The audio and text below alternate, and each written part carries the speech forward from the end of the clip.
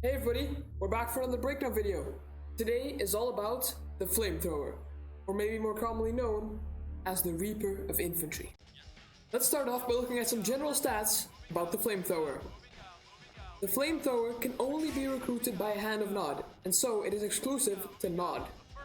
It is available for build level 5, and it costs 200 credits to recruit, which isn't all that expensive. Sight-wise, the Flamethrower lacks severely. It is in last place of all infantry units with a sight of 1. So here we have the Flamethrower with a sight of 1, the Bazooka with a sight of 2, and a Commando with a sight of 5, just to put it into perspective. By the way, these videos take a lot of time and effort, and a lot of research goes into them as well. So I'd really appreciate you hitting that like button, subscribing to my channel, and sharing this video with anybody who you think might be interested in it. Let's now jump over to the speed of the Flamethrower. With a speed of 10, it is the fastest infantry unit in the game, together with a couple other units. So here we have a bazooka, a flamethrower, and a minigunner piled right on top of each other. And we're gonna let them run to this point here. And let's see who comes out on top. As you can see, the flamethrower is sprinting ahead, the minigunner is second, and the bazooka is third. Because the minigunner only has a speed of 8, and the bazooka a speed of 6, while the flamethrower has a speed of 10. With that information, you can imagine why the flamethrower is so good at a quick dash in, dash out, because barely any infantry will be able to keep up with it. Before talking about the attack and defense values for the flamethrower, let's get into the range of it. The flamethrower only has a range of 2, and that 2 actually means the number of squares inside the grid of the map. So every Command Conquer map has a grid of squares, and one square is essentially one sandbag. And one sandbag is one square. So here I lined up 2 sandbags, and here I lined up 3 sandbags. So from this position, this flamethrower should be able to hit the minigunner easily. From this position, the flamethrower will have to move up, and then start attacking the minigunner. So let's try it out. Let's select this flamethrower, and let's attack this minigunner. As you can see, it starts attacking right away. But this flamethrower will have to walk forward, and then only then it can attack. So seeing this, flamethrowers are only useful in close combat. Now, the attack and defense values in this game are pretty complex. Let's break it down. The flamethrower has 70 hit points, which is actually quite a lot in comparison with some other units.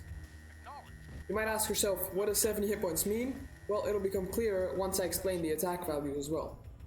As you'll probably know, the flamethrower shoots a flame of fire, and then waits for a little bit. Shoots again and then waits. So when it shoots, it always does 35 hit points of damage. And then the wait period takes 50 time units. Then it will shoot again with 35 damage, and it will wait 50 time units again. And shoot again and wait, and shoot again and wait, and so on. But it isn't always that easy. You also have to take the armor types in consideration. Against unarmored units, which is only infantry, the flamethrower does 87.5% of damage. Against wooden armored units, like this recon bike here, the flamethrower does a full 100% of damage. Against the artillery tank, which is lightly armored, it does 68.75% of damage. And against this light tank, which is heavily armored, it does 25% of damage.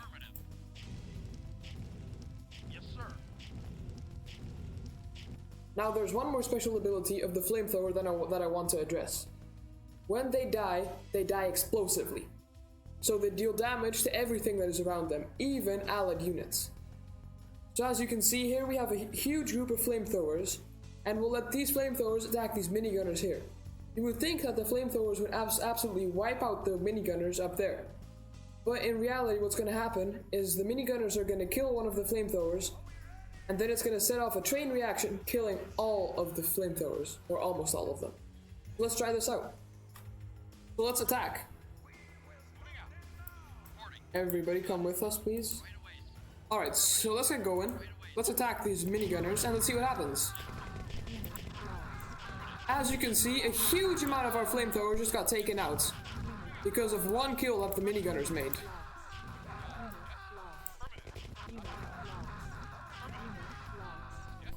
We did win, but with only one flamethrower left. That was an incredible battle. So as you can see, the flamethrowers aren't very useful in huge groups clumped together, since they'll only kill each other, and the same happens if there are other units near them. Even bazookas, minigunners, commandos, all will die from the explosive death of a flamethrower. So the lesson is, use your flamethrowers sparingly but wisely.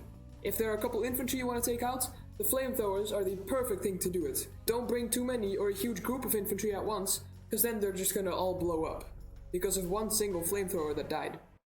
And that's it everybody, the flamethrower breakdown video. I really hope you enjoyed. It took me a lot of time and effort, so I'd really appreciate if you hit that subscribe button, like the video, and be sure to let me know what you thought of the video in the comment section below. I'll catch you in the next one. Bye!